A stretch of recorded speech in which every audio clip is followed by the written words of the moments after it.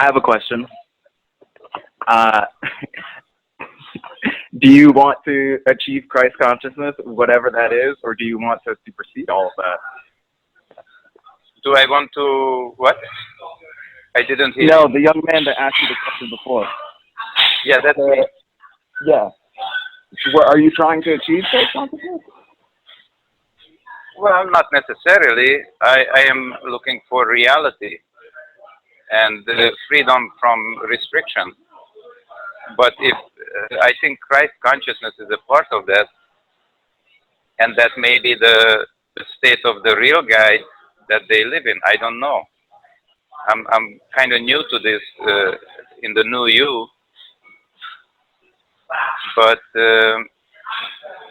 yeah, that's why I'm here, because you know, I thought about it and I'm like, I would have to take ayahuasca every day to to stay there, and that's not exactly how to do it.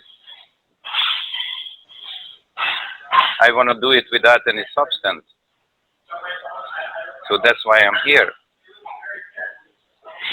Right. I mean, everyone's free to decide what they want, but from my personal view, Christ consciousness kind of just looks like a whole nother net to get trapped in. Net? Like a net, yeah. Why? Like another matrix to get trapped in. Because like on the Earth right now, can you explain that? How do you mean? What's the trap there? So the comparison that I have right now is, so Dwayne has mentioned how heavy the consciousness is here on the planet, that it's kind of like, I'm paraphrasing, but it's kind of like a net all over the planet, like a matrix net all over the planet, holding and keeping everyone down to a certain lower vibrational awareness or whatever. And mind you, I have heard about Christ consciousness years ago, and before I got into the new presentation, it sounded like, you know, another step to achieve real freedom. But now, considering that consciousness is just another created aspect in creation, achieving another level of consciousness would be, well, as I see it, just kind of like walking into another prison cell for your being. Well, let's not get bogged down with terminology. Consciousness, awareness, it's just labels. But the main thing is that you are transformed into a higher being. So I don't know actually if Christ consciousness belongs to the God realm or it belongs to the real universes. I don't know. I just recounted that experience because, you know, that was notable, one of my notable experiences. I understand. I'm not trying to negate your experience or anything. Now, I have a question for Zoe. So when you bring yourself into now and you just be, can you shift your perception? Yes. Yes, and the way I do that is I ask myself, where am I looking from? And if you try to do that now, what happens is you bring your attention all the way back to the place where you're looking from. And if you notice when you are there, you cannot think. That's beyond the mind, where you're looking from. And immediately there is an upwelling of energy. Can you feel it? Yes. Just just ask yourself, where am I looking from? And then you're immediately there. Your attention goes there. And that's where you're looking from. So that's your awareness, which is beyond the mind. And immediately this extra energy that you were pushing into the mind but with your attention comes home. And then you feel this upwelling of energy that if you can stay there, it just keeps expanding. Can you feel that? That's a powerful concept right there. Yeah, so this is one of the exercises that I do whenever. You can even do it while driving. And you will notice that you're in a no-mind state, yet you're completely aware. I'm interested to hear how people get that, what Zolt's talking about there. It takes practice like a muscle. It's like going to the gym, you know, that kind of objectivity, you can call it. Yes. Yes, because the system is tricking us into practicing the other thing, that your attention is always going out. And what you're really doing is you're wasting your energy in the mind and thinking and considering, and you're just pouring your energy into the mind, and that's tiresome. That's the truth. So we need to do the opposite, to bring the attention home and stay there. And that's the beingness state. That's your being. Your awareness is the same as your being, right? Yes.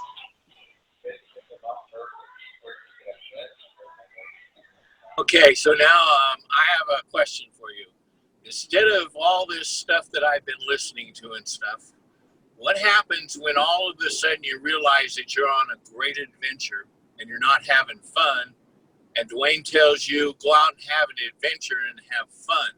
If you're having fun, you don't have to think about all this stuff. You just are. Yeah. Yeah, that's exactly the state I am talking about.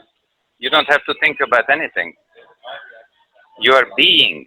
You are. That's the same thing. And to me, that's the isness. It's your own. Yeah, but if I'm a being and I are, I'm not on an adventure. Being on an adventure, okay, is an adventure. It's not being anything but the adventure, and you have fun doing it. And that's what I've discovered, is the fact that this whole thing is just an adventure, and you just look at it that way, and then you don't judge anything. You just go out and have fun, like snow skiing or whether you're parachuting or whatever you're doing. It's just a realization that it's an adventure. But you can have both at the same. You can have both at the same time. You can be in your awareness and have the adventure outside. Yeah, you know what I'm hearing you say, Bill, is that you're having fun with it at your personal self, and you're having fun with it in cause and effect creation right here. And that's awesome, right? And what I hear Zolt saying is that there's also a place where you can go where you don't have to do anything. You don't have to think about anything. You just get to be and take your attention back into your essence, where you come from. Exactly. But because I definitely. Go ahead, Zoe. Because we are very lopsided. We are always pouring our 100% attention outside. So if we just did 50-50, like stay 50% home and 50% outside, that would be already much better than being 100% outside, because that's how you forget yourself. When you're 100% outside, pretty soon you don't know who you are and you start doing stupid things. That's the So truth. bring it home. Practice bringing it home as much as possible, and stay there as much as possible. And if you can do 50-50, that's already way better than 100% to nothing. So you can have the adventure and you can have the being at the same time. And to me, life is a tightrope walk. You have to balance everything. Okay? There is the golden middle path that Buddha talks about. The golden middle path is when you see duality, but you don't let duality sway you in the positive or the negative. You stay in the middle, in the neutral space, and that's your awareness. Because all the positive and the negative is outside. So think about it this way: the triangle of the Illuminati, so to speak, where you have the eye on the top of the triangle, and the eye is it's a truncated triangle, right? So the eye is above the triangle and slightly separated from it. And to me, the triangle is the duality triangle. The two bottom corners are the duality, the left and right, and the good and evil, and such. But you are the all-seeing eye on top of the triangle, and you are always separated from it, because you are not in the mind. The being cannot enter creation, and it shouldn't.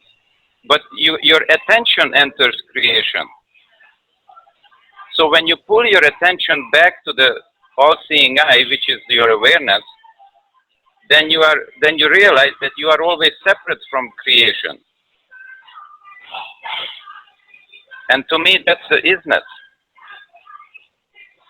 Your own isness, your beingness, isness, it's the same thing.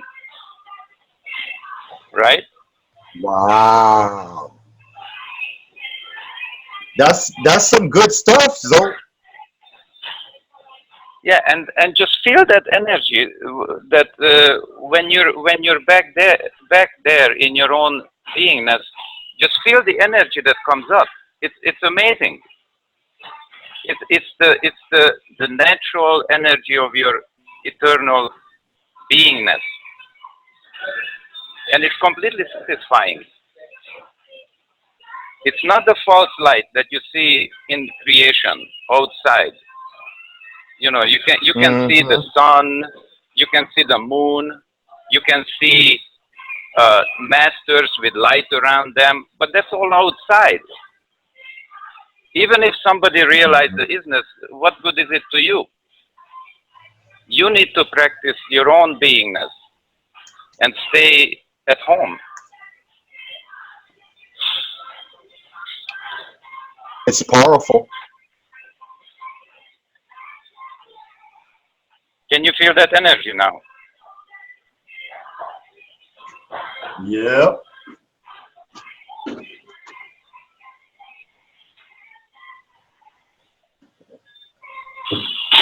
Kevin, are you still there? Yeah, I'm still here. Okay. Do you have any comments or shares? I had a couple of dreams just prior to this Skype. I wrote them down here, a few squibbly notes. Okay, we'd love to hear them. Awesome. Okay, I'll see if I can read my own writing. Usually for my Skypes, I type them out.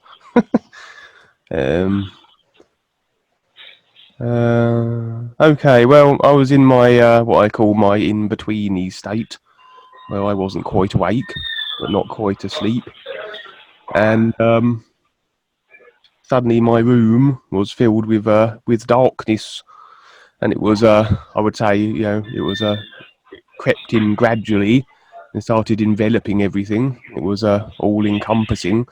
And I've mentioned on a previous type where sometimes in my in-betweeny state where I will, a lot of phenomena seems to stem from my wardrobe for some reason. And on this occasion, a lot of the darkness seemed to be coming from that as well.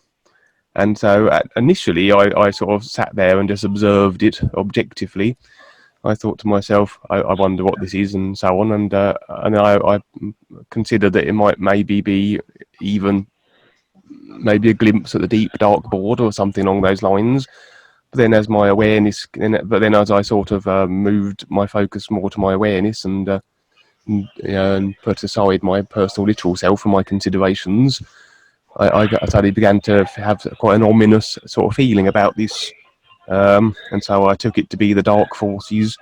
And so then I started to sing the New You song, and it dispersed. So I would assume therefore that it was something a bit more not something. It was some sort of attack or something along those lines. And then straight after that, I slipped into sleep, and I was in my place of work, and I was called into the office. And for some reason in there, they had some new technology which could determine the stress levels, thoughts, emotions, and even vital signs of all the workforce and stuff like that. I didn't. It was quite difficult to discern exactly the nature of this technology, but for some reason it involved having to scan my legs for some reason. I don't exactly know why. Then and I sort of went along with it, and then right at the end of it, they tried to charge me £140 for the privilege, and I was a little adamant that I wasn't going to pay that, and so I refused it, sort of thing. And they insisted, but I stood firm. And then for some reason, we went into a conversation about reincarnation and past lives, and I was talking to them about how individuals progress through various states of being, from rock to animal to humanoid. And then I suggested at the end, before I wake up, that they ought to watch their dream visions because they might glean insight about their past lives there. And that was those are my two dreams. It's cool, Kevin. Okay. Interesting.